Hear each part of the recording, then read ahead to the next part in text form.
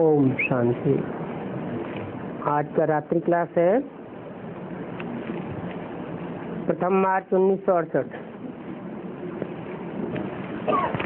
बाप दादा यहाँ बैठे हैं। ऐसा कोई मनुष्य सारी दुनिया में नहीं होगा जो कहते हो बाप दादा।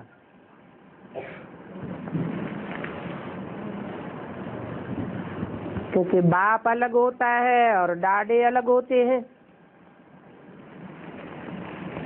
या तो बाप अलग होता है और दादा अलग होता है। और यहाँ है एक ही बाप दादा। भल कोई कहते हैं हमारे में ईश्वर है, पढ़ाते हैं, परंतु बाप दादा कोई नहीं कह सकते होंगे।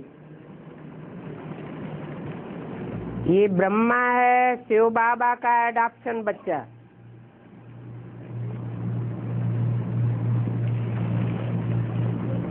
एडॉप्शन साकार में होती है या निराकार में होती है? तो ब्रह्मा एडॉप्शन है, और किसने एडॉप्ट किया? शिव बाबा ने एडॉप्ट किया।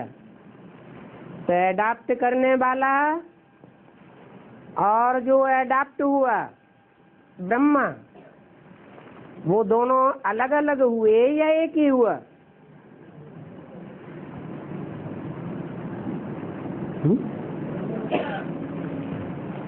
एडॉप्ट करने वाला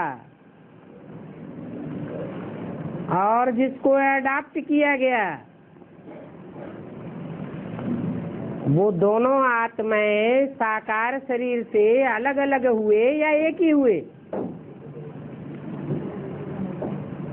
शिव बाबा ने एडॉप्ट किया ब्रह्मा को,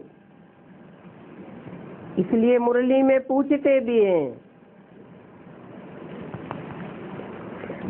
ब्रह्मा का रचयिता बाप कौन?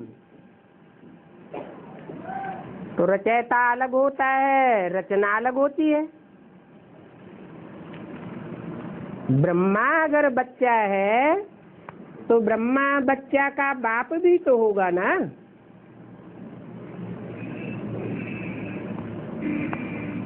तो बोला देखो इतने सब ढेर बच्चे हैं, बाबा यहाँ बैठे बात भी सबसे करते हैं। ऐसा कोई नहीं होगा जो अर्थ सहित बाप दादा कहता हो, कहे तो भी ये नॉलेज दे न सके। तुम बच्चे ये भी समझा सकते हो माउंट आबू में हमारा बाप दादा बैठे हैं,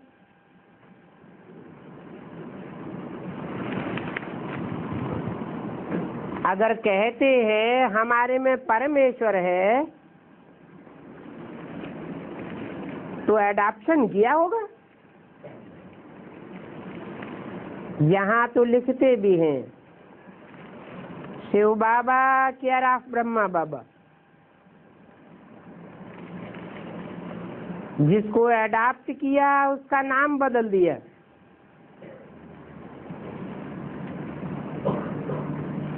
तुम्हारा भी नाम बदल दिया था ना।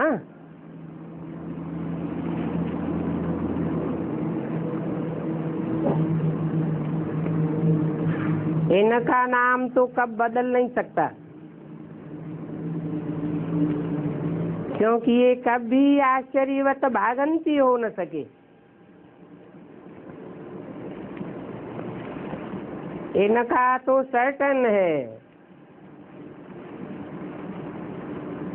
इनका माने किनका?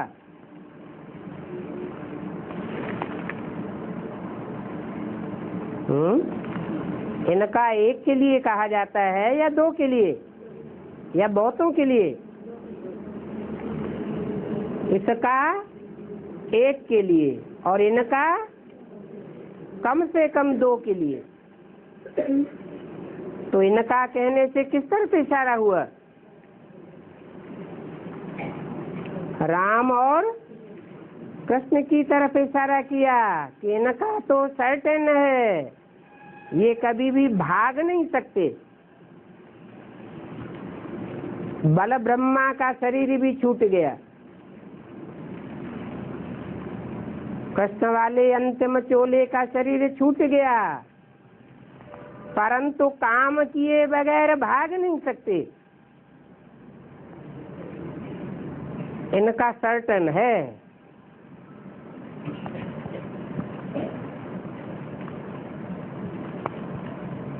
सभी बच्चे जहाँ भी है जानते हैं हमारा बाप दादा है।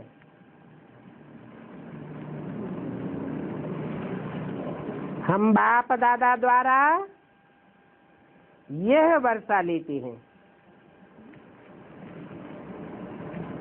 किसके द्वारा? बाप दादा द्वारा। तो द्वारा माने मीडिया। मीडिया कौन हुआ? एक आत्मा या दो आत्मा? एक आत्मा। बाप दादा। बाप दादा आत्माएं दो हैं, परंतु पर्सनालिटी एक है।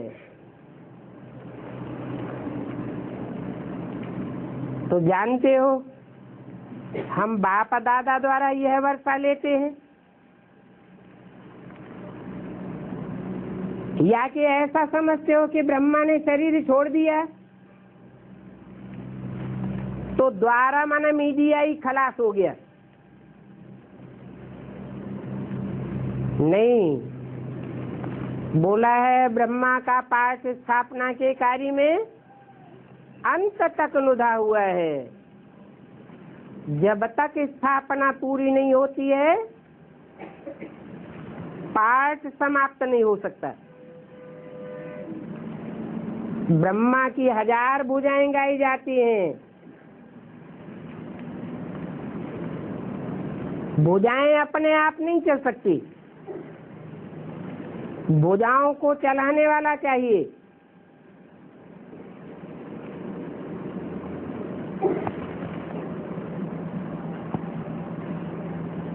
तो बच्चों को समझना है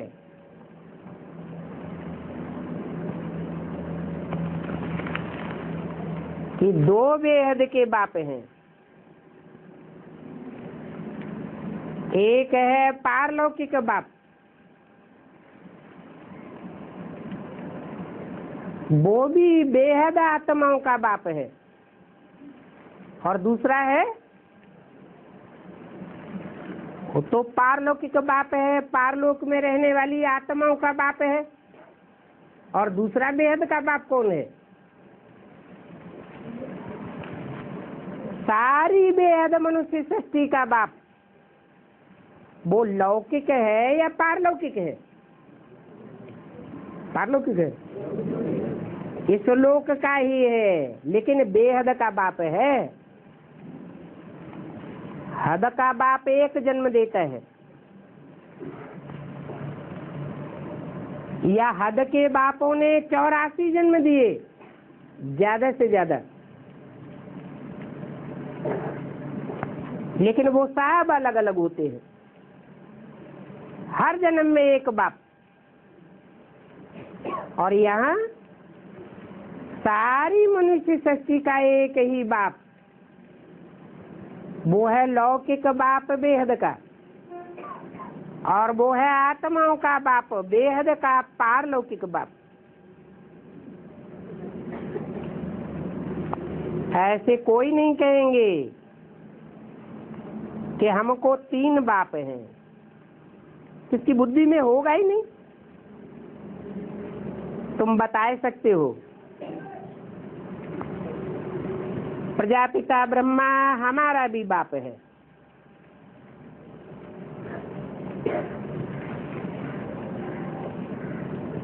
और पारलौकिक बाप भी हमको मिला है। ड्रामा पैटर्न अनुसार, ड्रामा अक्षर कोई जानते नहीं है। वर्ल्ड की हिस्ट्री ज्योग्राफी एक्यूरेट रिपीट होती है, तो ड्रामा ही कहेंगे। और ये बेहद का ड्रामा तो बिल्कुल ही एक्यूरेट है। इस बेहद के ड्रामा में दोनों ही बेहद का बाप अपने टाइम पर पार्ट बजाते हैं। उस ड्रामा में तो फिल्म बदली कर सकते हैं, दूसरी फिल्म ज्वाइन कर सकते हैं, परंतु ये तो अनादि अविनाशी ड्रामा है। जो भी पार्टधारी आत्माएं हैं सब अविनाशी हैं और अनादि भी हैं। ये सृष्टि का चक्र रिपीट करता रहता है। अगर लाखों वर्ष कहते तो भी रिपीट करेगा, परंतु लाखों वर्ष के हिसाब से तो आदमी बहुत हो जाएंगे।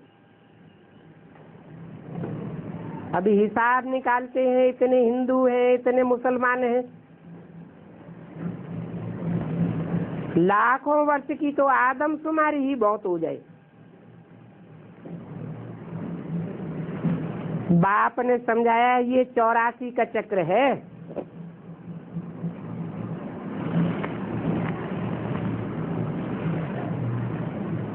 अभी तुम जज करो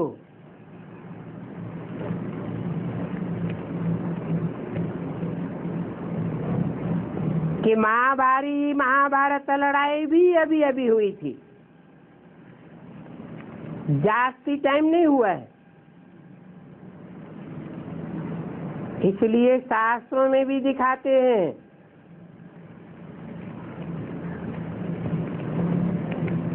महाभारत युद्ध हुए 5000 वर्ष व्यतीत हुए।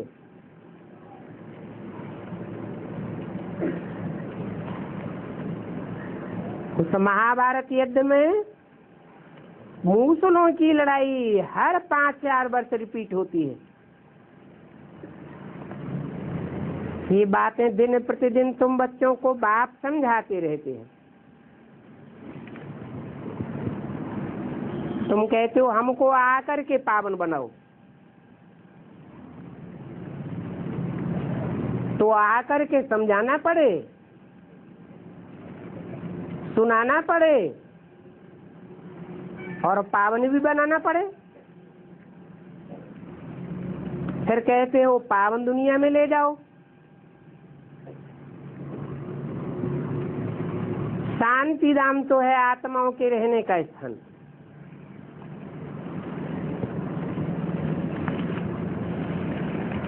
वो पावन दुनिया तो है, परंतु वहां शरीर नहीं होते 5 तत्वों के, इसलिए सुख दुख की दुनिया नहीं हो सकती। उसके लिए तो फिर 5 तत्वों की दुनिया में आत्माओं को आना पड़े।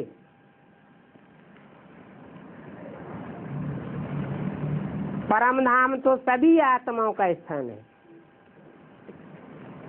ऐसे नहीं सिर्फ मनुष्य आत्माओं का है। फिर सतयुग सुखधाम भी मानेंगे।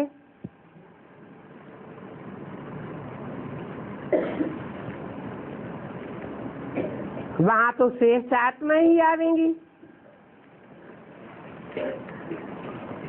फिर जब वो पुरानी दुनिया होती है, जैसे अभी कलयुग आयरन एज है, जन्म जन्मांतर की आत्मा में खाद पड़ गई है संग के रंग की, तो आत्मा तमो प्रधान हो जाती है। सत्ययुग सतो प्रधान को गोल्डन एज कहा जाता है। अभी तुम बच्चे इन बातों को समझते हो कि दुनिया में हर चीज पहले सतो प्रधान, बाद में रजो और फिर तमो बनती है। बाप जो नॉलेज देते हैं वो नॉलेज है जन्म जन्मांतर के लिए सोर्स ऑफ इनकम। भक्ति मार्ग में तो शास्त्र सुनाते हैं,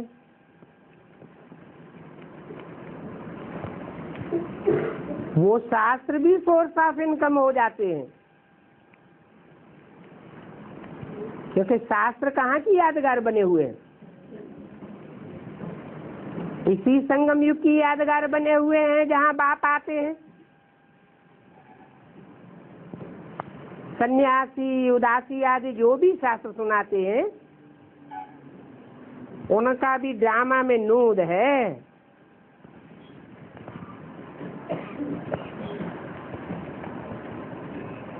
परंतु सत्य नहीं सुनाई सकते।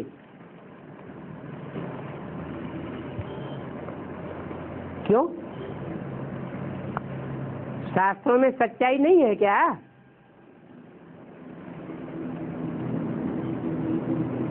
कुछ तो सच्चाई है, नहीं तो बाप आकर के शास्त्रों का सार कैसे बताते हैं? परंतु शास्त्र अनेक मनुष्यों के लिखे हुए हैं,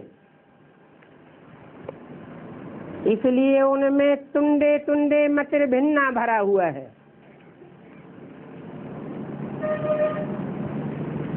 अनेकता हो गई है। तो शास्त्र सब झूठे हो गए, फायदा कुछ भी नहीं। करके अल्पकाल का सुख मिल जाता है, अल्पकाल की खुशी मिल जाती है, और यहाँ तो तुम्हारी कमाई है 21 जन्मों की,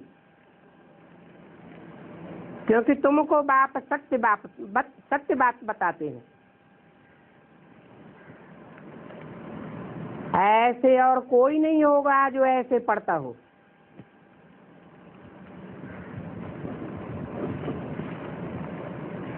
ये है मनुष्य से देवता बनने की बात। नर को नारायण बनाना एक ही बाप का काम है। गायन भी है, मनुष्य से देवता किए करत न लागी बार। कोई भी साधु संत महात्मा ये कह नहीं सकते।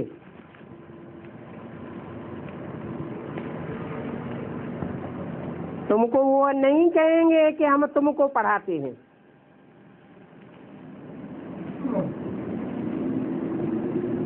अगर वो तुमको कहें कि हम तुमको पढ़ाते हैं तो तुम उनसे पढ़ाई पढ़ेंगे?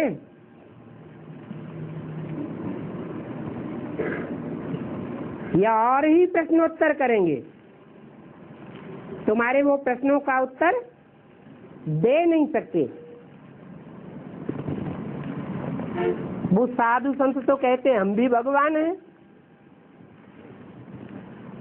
तुम कहेंगे भगवान सर्वव्यापी होता ही नहीं। भगवान तो एक व्यापी होता है, तब एक बात बताता है और एक ही सच्ची बात बताता है। अनेक मुख तो रावण को होते हैं,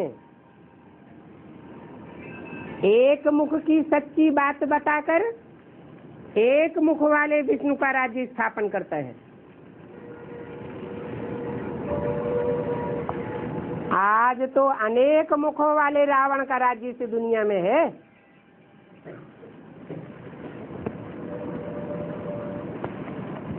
रावण भी कहता था मैं ही भगवान हूँ। मुख अनेक थे।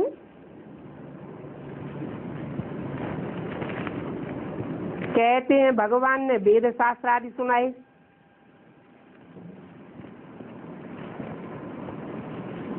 ब्रह्मा के मुख से वेद निकले,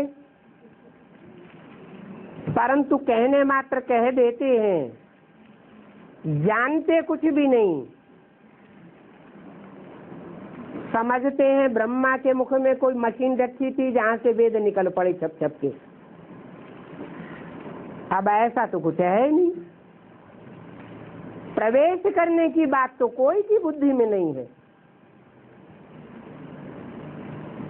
सिर्फ गीता में एक अक्षर आया है, प्रवेश तुम। मैं प्रवेश करने योग्य हूं, परंतु कोई का ध्यान नहीं जाता।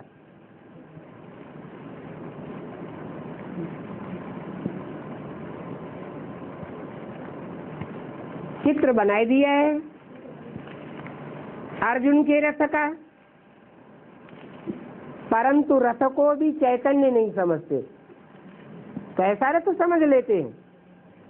जड़ा रथ समझ लिया है, जानवर घोड़े समझ लिए हैं।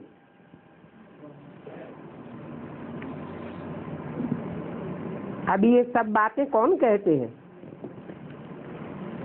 भगवान ने तो राजयोग की गीता सुनाई, जिस राजयोग सीखने से राजा बन गए। नहीं तो राजा बनने की पढ़ाई कोई ने हिस्ट्री में पढ़ाई नहीं है। पढ़ाई पढ़ाकर डॉक्टर बनाते हैं, मास्टर बनाते हैं, इंजीनियर बनाते हैं, शास्त्रकार बनाते हैं, विद्वान पंडित आचार्य बनाते हैं, शंकराचार्य बन जाते हैं। परंतु राजा कब बनाया और किसने बनाया ये कोई बता ही न सके। जन्म जन्मांतर ये हिस्ट्री में जो राजाएं हुए हैं वो कैसे बने, उनमें ये कंट्रोलिंग पावर कैसे आई? सभी मनुष्य मात्र में तो ये पावर होती नहीं। तो जरूर भगवान ने पढ़ाई होगी। राजयोग से राजा ही देते हैं, बाकी उन शास्त्रों में तो कोई अहम ऑब्जेक्ट है नहीं।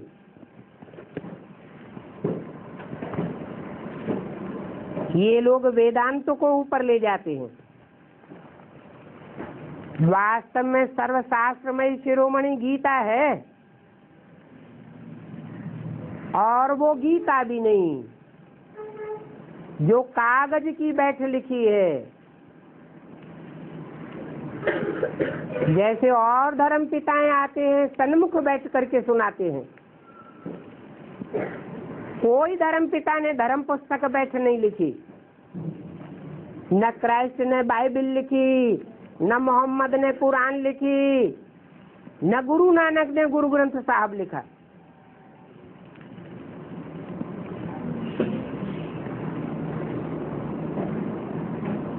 तो भगवान भी आते हैं तो डायरेक्ट मुख से गीता सुनाते हैं। बाप तो सन्मुख बैठ समझाते हैं।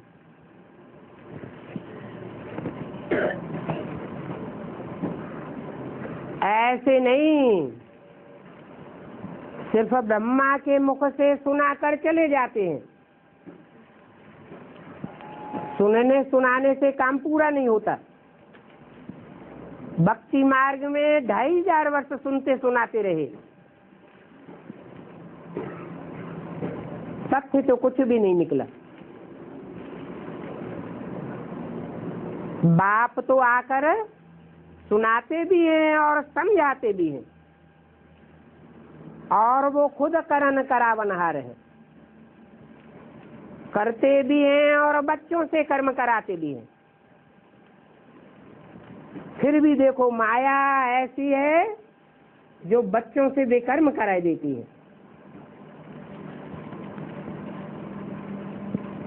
बाप कहते हैं मनसा बल तूफान आवे,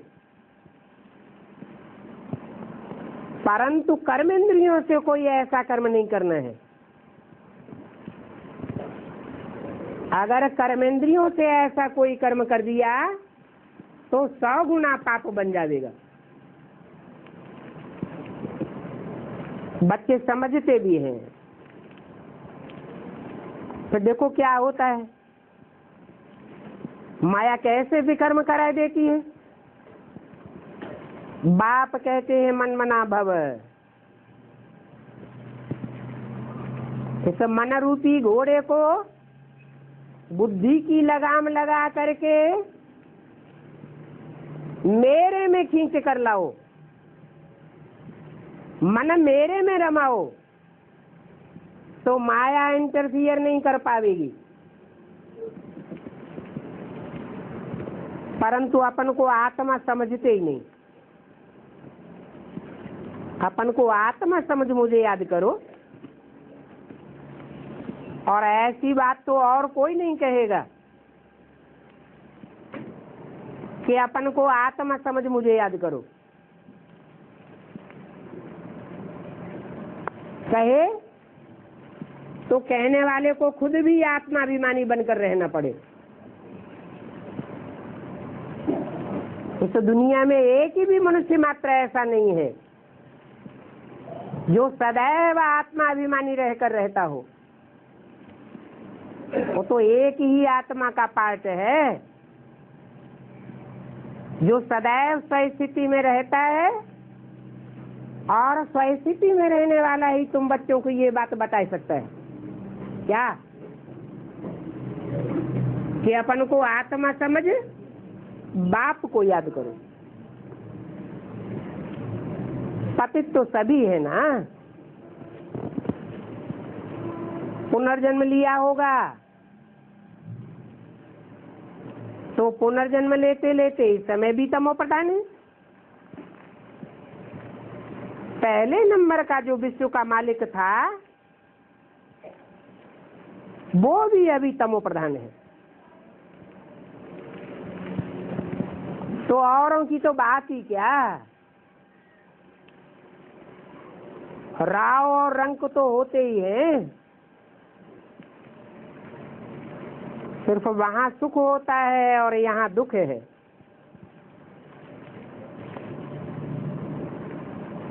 ये दुनिया हेल है और वो हेवन है। हेवन में तो जरूर देवताएं ही रहते होंगे।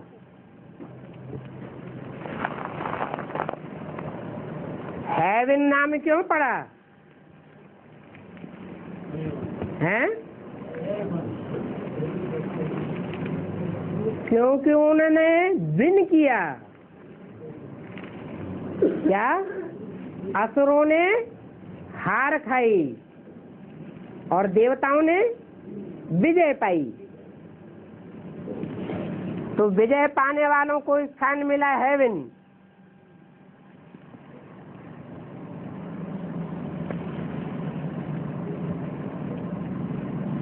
वहां रावण राज्य होता नहीं है।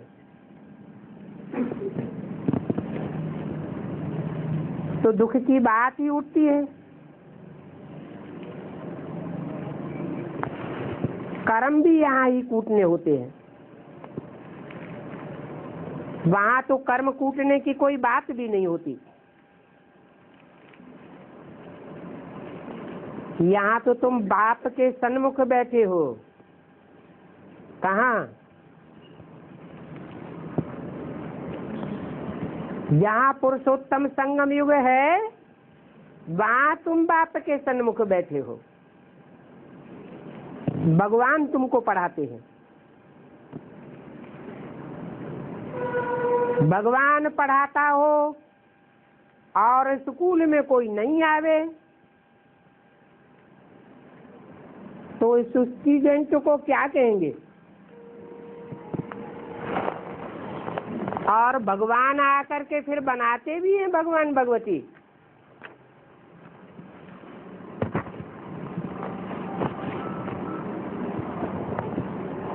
एक मार्च 1968 की वाणी का दूसरा पेज। यहाँ तो देखो बीमारी में भी लंगड़ाते रहते हैं।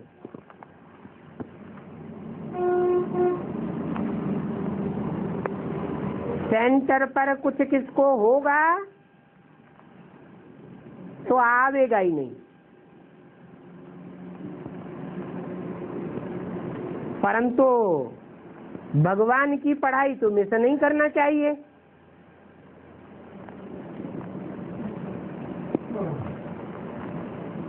पहले नंबर 1 को लगभग भगवान भगवती ही कहेंगे। ऊंच से ऊंच भगवान, फिर उनके पीछे विष्णु कहेंगे। ये क्या बात हुई है? ऊंचे से ऊंचे और नीचे से नीचे, ये कंपैरिजन निराकारी दुनिया का है या साकारी दुनिया का है? ऊंच और नीचे तो साकार दुनिया में ही होते हैं। तो साकार दुनिया में कौन है ऐसा जिसको ऊंच से ऊंच कहा जाए, ऊंच से ऊंच भगवान, उनके पीछे विष्णु कहेंगे। कोई चित्र ऐसा है? अरे बेसिक नॉलेज में प्रदर्शनी 20 बार समझाई होगी, भूल गए हैं? कोई चित्र ऐसा नहीं है। ऊंच से ऊंच भगवान कौन? फिर पीछे रखेंगे विष्णु को। अरे 3 लोग का चित्र दिखाया है, उसमें 3 पुरियां दिखाई हैं। 3 पुरियों में 3 देवताएं दिखाए हैं। 33 करोड़ देवताओं में 3 देवताओं के ऊंच से ऊंच कहेंगे। फिर 3 देवताओं में ऊंच से ऊंच किसको कहेंगे? कहते हैं देवदेव महादेव, देव ब्रह्मा, देव विष्णु, और उन दोनों देवों से महान शंकर को कहते हैं। तो विष्णु से ऊंचा कौन हुआ? विष्णु को दूसरे नंबर में रखेंगे या पहले नंबर में रखेंगे? कहते तो हैं त्रिमूर्ति भगवान।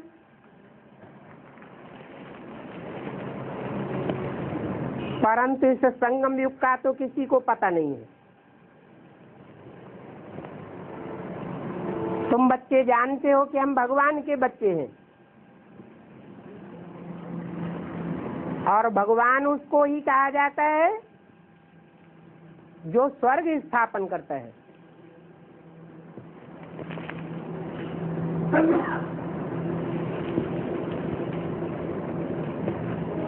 और कोई को भगवान नहीं कहा जा सकता। तो भगवान जरूर स्वस्थिति में रहने वाला होगा। जो सदैव स्वस्थिति में रहता है वो ही स्वर्ग स्थापन कर सकता है, नहीं तो मनुष्य मात्र स्वर्ग की स्थापना नहीं कर सकते। हम उस हेवनली गॉडफादर के बच्चे हैं।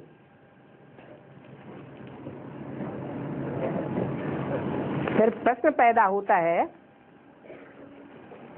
कि हम हेवनली गॉडफादर के बच्चे हैं तो हम कहाँ होने चाहिए? हेवन में होना चाहिए। फिर हैं कहाँ?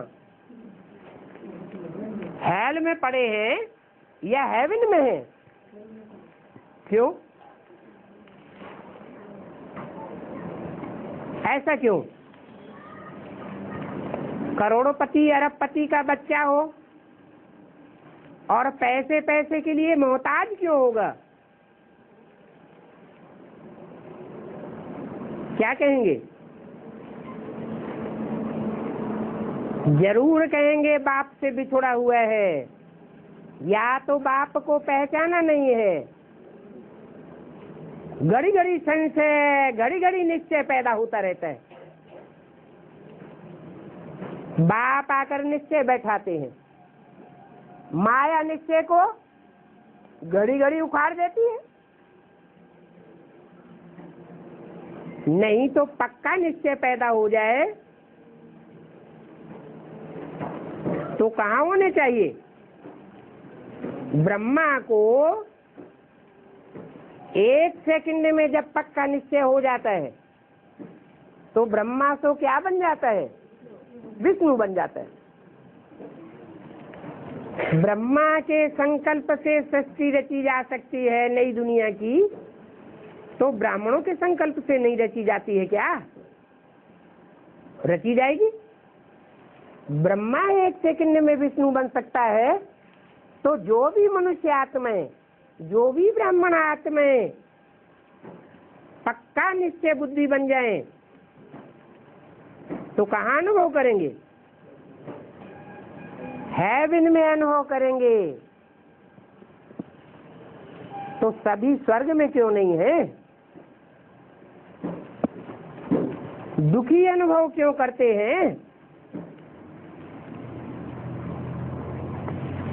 माया बार बार लोढ़ा क्यों खिलाती है?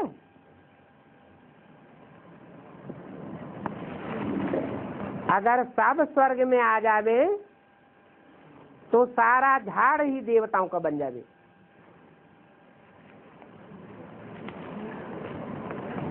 इस नॉलेज को कोई भी कॉपी नहीं कर सकता।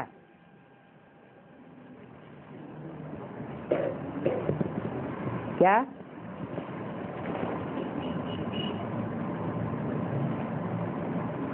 कोई चाहे इस नॉलेज को कॉपी करके दूसरों को सुनाना शुरू कर दे, भगवान राम बन करके बैठ जाए, विष्णु बन करके बैठ जाए,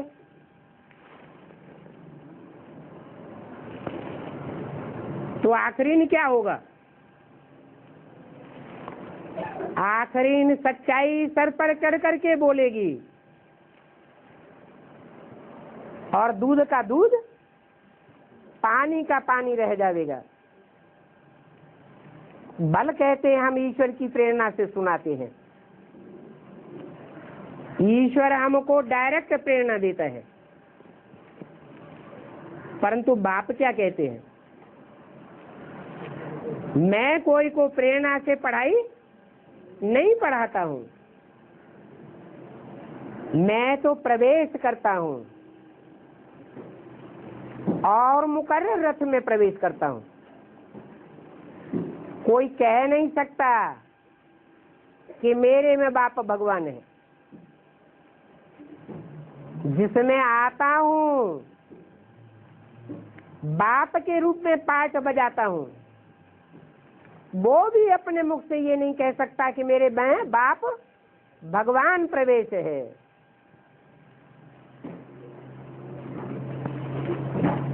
बेहद के बाप से तो बेहद का वर्षा पाना है। ये बात कोई नहीं जानते हैं। गॉड फादर का वर्षा क्या है? कोई आदमी शरीर छोड़ता है,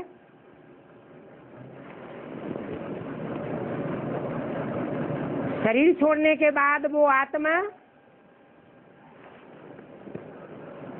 कोई की प्रॉपर्टी बनने के लिए, प्रॉपर्टी प्राप्त करने के लिए हकदार रहती है या नहीं रहती है? शरीर छोड़ने के बाद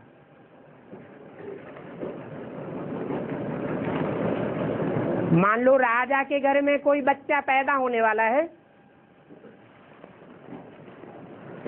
उस आत्मा ने कहीं तो शरीर छोड़ा होगा।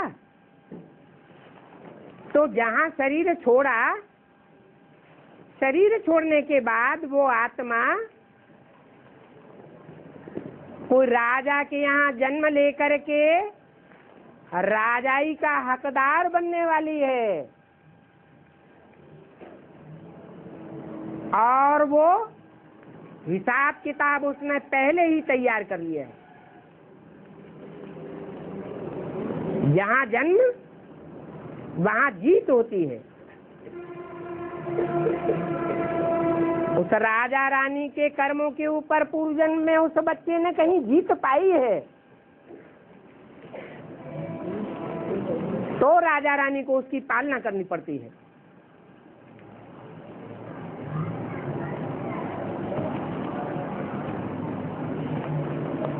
तो कोई भी आत्मा को शरीर छोड़ने के बाद वर्षा पाने के लिए अपने बाप के घर जाना पड़ता है।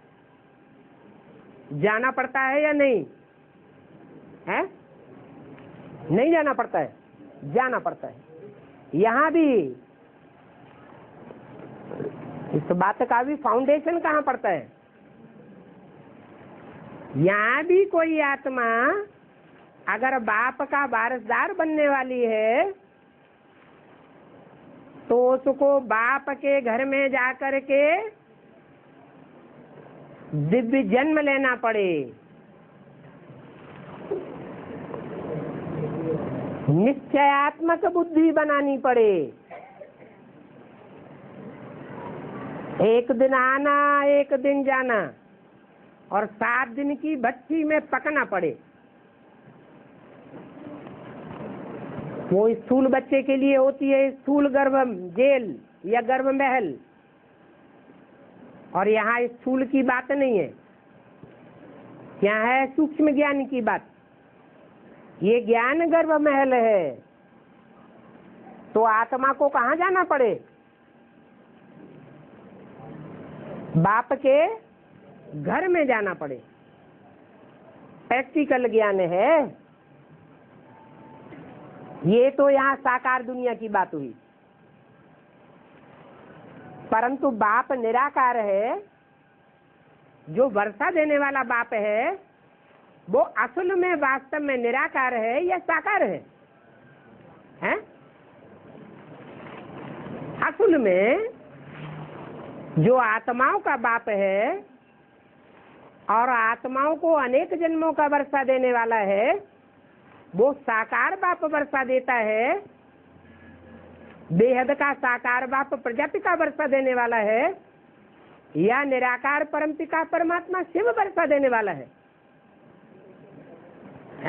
आत्मा कौन सी है? निराकार परमपिता शिव की आत्मा है। प्रजापिता भी उससे वर्षा लेता है।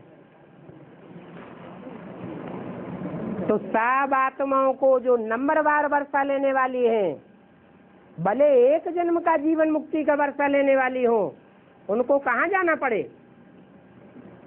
हैं? बाप के घर में जाना पड़े। कौन सा है बाप का घर? हैं? अरे बोल के चुप हो गए। परम धाम। बिंदु बिंदु आत्माओं का बाप कौन है? शिव बाप। और उसका घर कौन सा है? परम धाम। तो जो भी आत्माएं हैं जन्म जन्मांतर का सुख शांति का वर्षा लेने वाली, उनको वापस परम धाम जाना पड़े।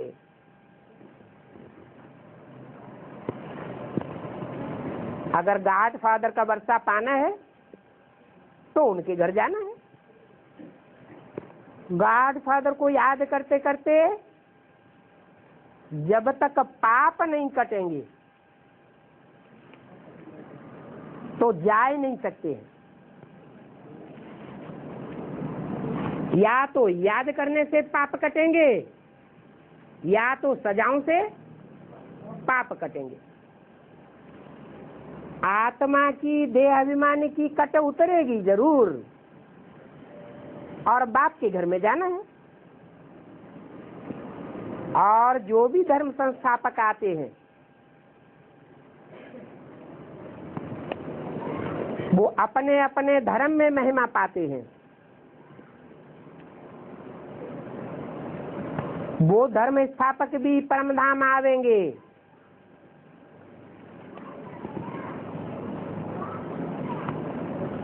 पहले भी परमधाम आए थे, अभी भी आवेंगे। बाप लक्ष्य देते हैं कि बाप को याद करो तो तुम्हारे पाप कर्म भस्म होंगे। तो सब कहेंगे ये बात तो ठीक है।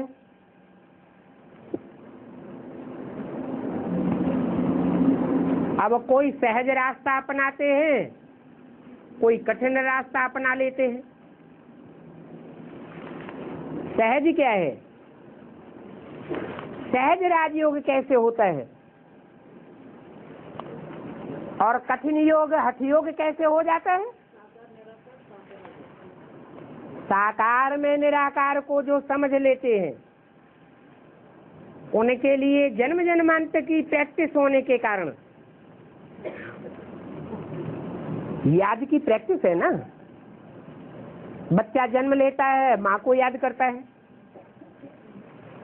थोड़ा बड़ा होता है, संगी साथियों को याद करता है, याद कन्वर्ट हो जाती है।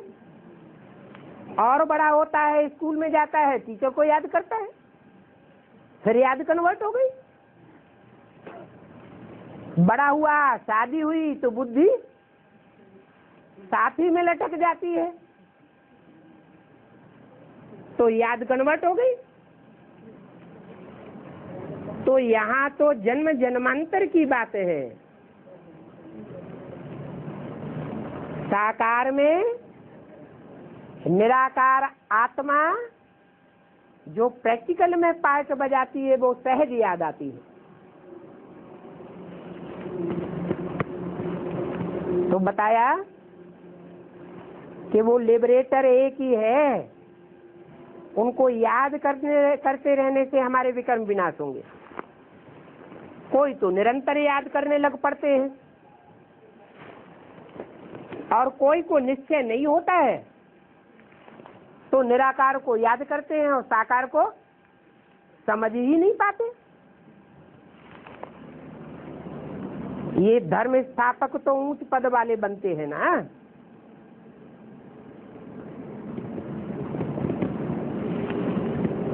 कि नीच पद पाते हैं? धर्म स्थापक ऊंच पद पाते हैं अपने धर्म के बीच में या नीचा पद पाते हैं? अपने धर्म में तो ऊंच पद पाते हैं। वो भी आवेंगे, आकर के लक्ष्य ले जावेंगे। गॉड को तो वो भी जानते हैं कि वास्तव में गॉड फादर कौन है,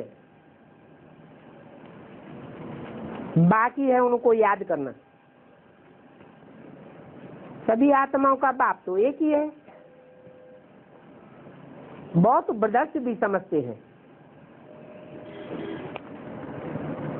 सर्वव्यापी कहने से फादर हो पड़ता है, फादरहुड हो पड़ता है।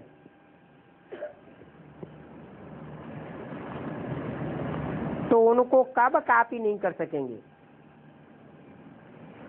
तो तुम तो सिद्ध करके बताते हो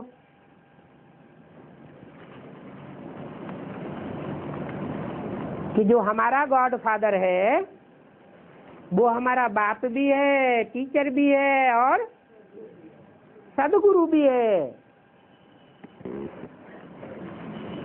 अगर उस सदगुरु का कोई गुरु होता,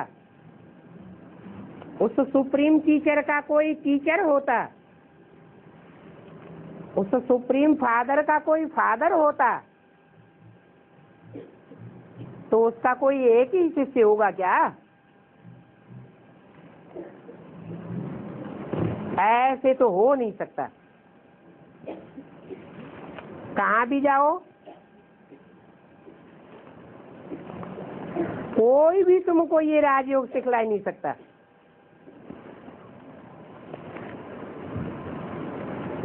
उन हठ योग सिखलाने वालों में और इस राजयोग सिखलाने वाले में कितना रात दिन का अंतर है।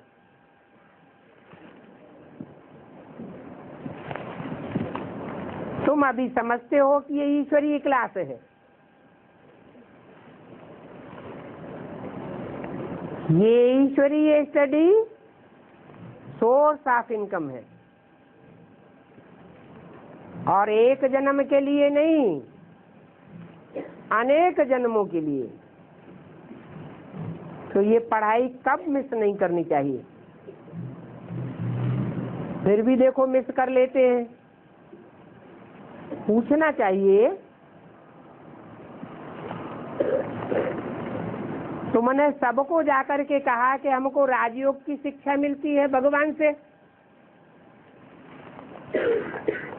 फिर तुम घर में क्यों बैठ गए हो? जब भगवान तुमको ऊंचे से ऊंचे पढ़ाने वाला मिल गया फिर तुम घर में क्यों बैठे हो? तुम तो कहते थे हम भगवान की पढ़ाई से इन लक्ष्मी नारायण मिसल महाराजा महारानी बनेंगे। फिर कहाँ बैठ गए? ये बातें समझने समझाने के लिए भी बड़ी ऑफिस चाहिए। सारा दिन वंचित हुई आत्माओं को चिट्ठी लिखते रहे। क्या बाप के बच्चे बनकर के वंचित तो बहुत होते रहते हैं ना, तो बहुत बड़ी ऑफिस चाहिए। हम स्टूडेंट हैं, राजयोग सीखेंगे, फिर भी अगर ऐसी पढ़ाई न पढ़ी तो उनको रिमाइंडर भेजना चाहिए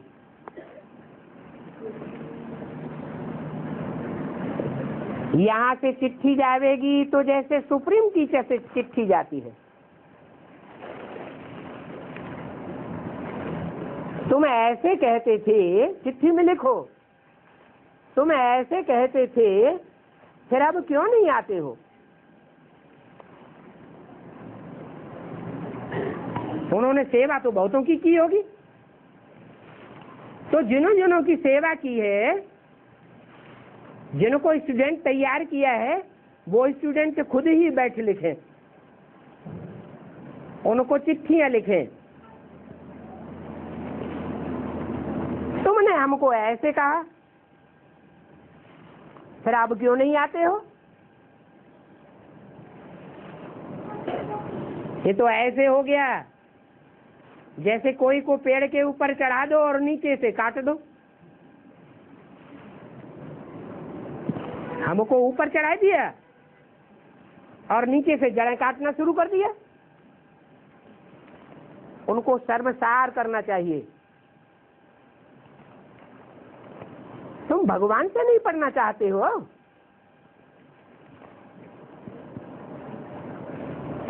आपने भगवान को भी फारकती दे दी। तो ऐसा लिखा पढ़ी का आशीष तो बहुत बड़ा चाहिए।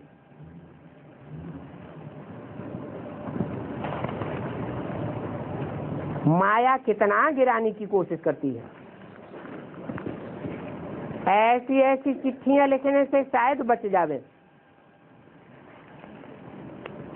कुछ न कुछ फायदा तो जरूर होगा।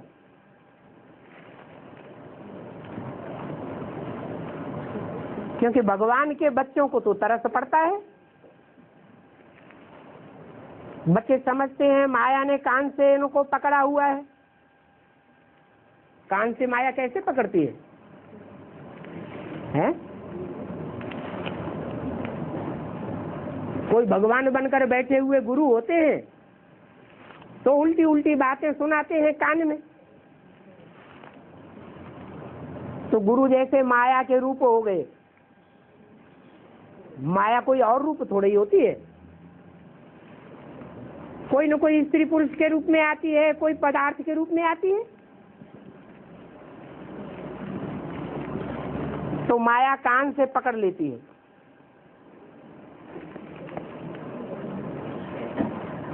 बाप कहते हैं मेरे पास अगर कोई ऐसा राइट हैंड हो चिट्ठी लिखने वाला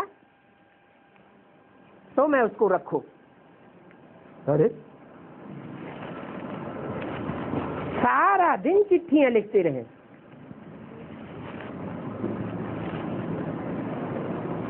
अभी तो ईमेल निकल पड़ा है। सारा दिन ईमेल से चिट्ठियां भेजते रहे। जो कहते हैं कि फलाना स्वर्ग पधारा, उनको भी चिट्ठियां लिखनी चाहिए। यहाँ ब्राह्मणों की दुनिया में कोई कहता है कोई स्वर्ग में ऊंची स्टेज में पधारा, उसकी आत्मिक स्टेज बन गई, वह स्वस्थिति को पा लिया, ऊंची स्टेज में चला गया। ब्राह्मण की दुनिया में कोई नहीं कहता है।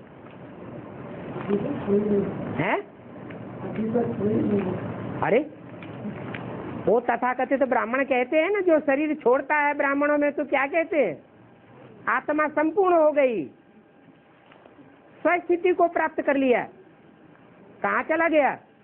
ऊंची स्टेज में सूक्ष्म वतनवासी हो गया, फरिश्ता बन गया। नहीं कहते? कहते हैं। तो जो कहते हैं कि फलाना स्वर्ग पधारा, ऊंची स्टेज में चला गया, उनको भी चिट्ठी लिखनी चाहिए। अरे उनसे पूछो अभी कलयुग है या सतयुग है? क्या है? कलयुग है। तो कलयुग में स्वर्ग कहाँ से पधार गया? कलयुग में शरीर छोड़ेगा तो कहाँ जन्म लेगा? कलयुग में ही, नरक में ही जन्म लेगा। नरकवासियों में ही प्रवेश करके तो भोगेगा। स्वर्ग में देवताएं होते हैं। सतयुग जब होगा तब ही तो सतयुग में जावेंगे। अभी सतयुग स्थापन कहाँ हुआ है? कलियुगी दुनिया में मरेगा तो कलियुगी दुनिया में जन्म लेगा, सतयुग में मरेगा तो सतयुग में जन्म लेगा। अभी तो कलयुग है, तो लेटर लिखने वालों को भी प्रैक्टिस चाहिए।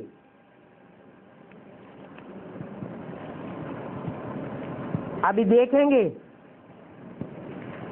ऐसे लगातार लेटर लिखने वाले कोई बाबा के पास आते हैं कि नहीं।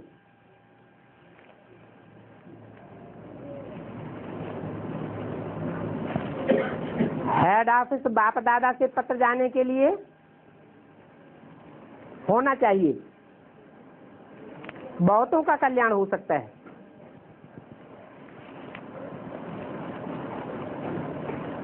ऐसा टाइप राइटर होना चाहिए, टाइप करने वाला जो सब कुछ जानता हो, हिंदी भी जानता हो, सिंधी भी जानता हो, अंग्रेजी भी जानता हो, सब भाषाओं में टाइप करना जानता हो, तो समझने वालों को बहुत सहज हो जाएगा। ये भी बहुतों को जगाने में बहुत फायदा है।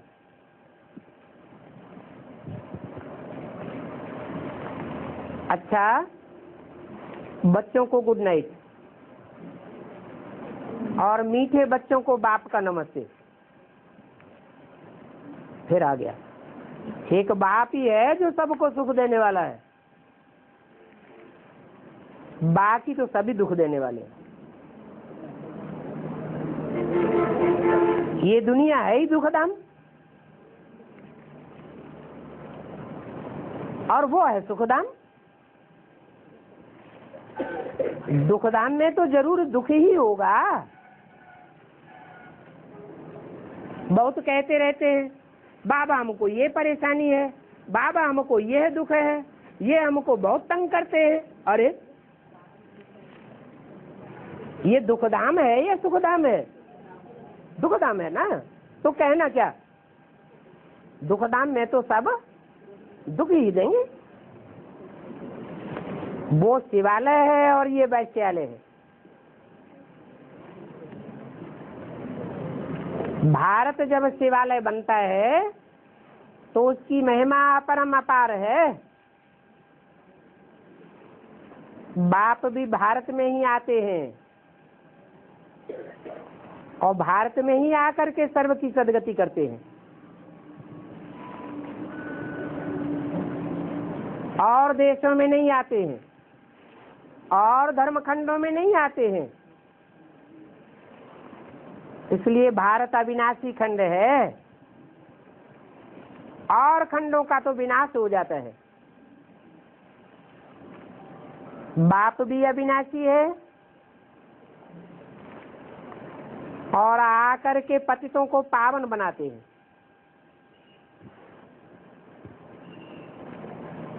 मुझे कहते ही हैं पतित पावन आकर के पावन बनाओ, ऐसे थोड़े ही कहते हैं आकर के ज्ञान सुना के चले जाओ, फिर हम पावन बनते रहेंगे। ज्ञान सुनाने के लिए बुलाते हैं या पतितों को पावन बनाने के लिए बुलाते हैं? पतितों को पावन बनाने के लिए बुलाते हैं। उसके लिए पहचान देनी पड़े, ज्ञान देना पड़े। किस बात का? किस बात का ज्ञान देना पड़े? कि पतित से पावन कैसे बनेंगे, अथवा पावन देवता से पतित कैसे बने। कैसे बने हैं? पावन देवताएं थे, वो पतित कैसे बने?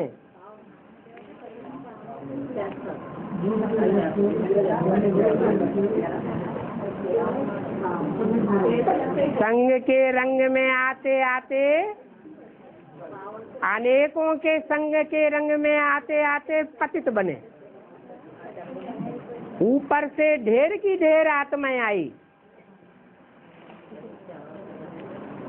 और जो सोने जैसे सच्चे थे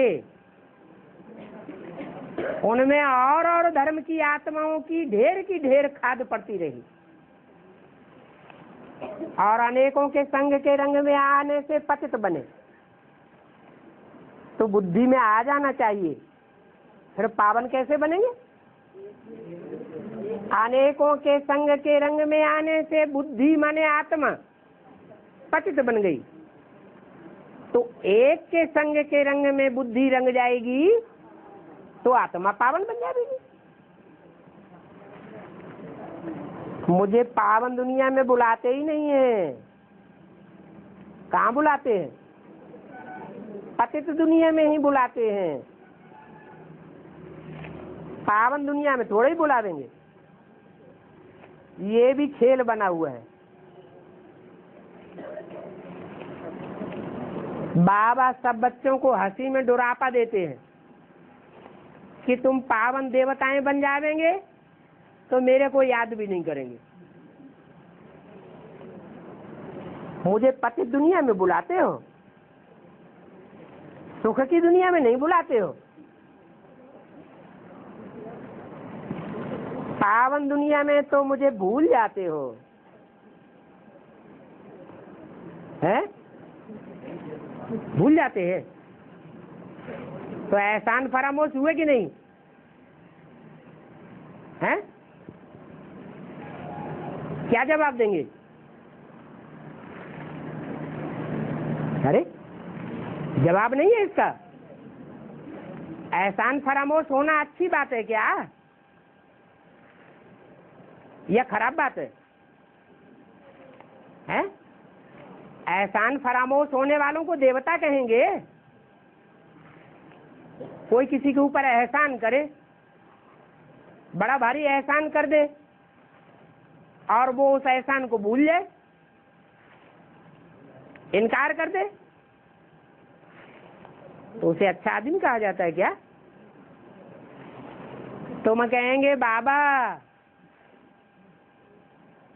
हम तो जब परम धाम से आते हैं तो सब भूल जाते हैं, हमको तो कुछ भी याद ही नहीं रहता।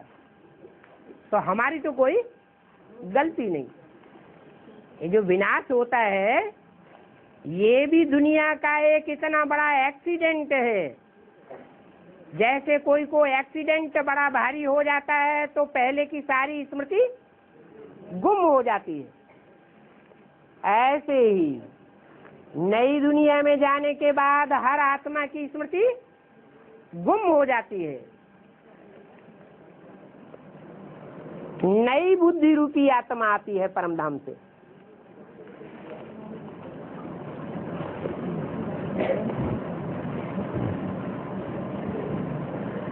तो तुम मुझे भूल जाते हो तो जैसे कि याद करने की जरूरत ही नहीं रहती। अगर सतयुग में आऊं तो फिर पुनर्जन्म लेकर के मुझे कलयुग में भी आना पड़े। सुख की दुनिया में आकर सुख भोगूं तो नरक की दुनिया में मेरे को दुख भी भोगना पड़े। परंतु ये तुम्हारा और हमारा ड्रामा बना हुआ है। तुम्हारे लिए ड्रामा बना हुआ है सुख की दुख की दुनिया में आने का, और मेरे लिए ड्रामा बना हुआ है सुख दुख की दुनिया से परे रहने का। मैं तो पुनर्जन्म नहीं लेता हूँ, बाकी तो सभी लेते हैं। अच्छा, बच्चों को ओम शांति।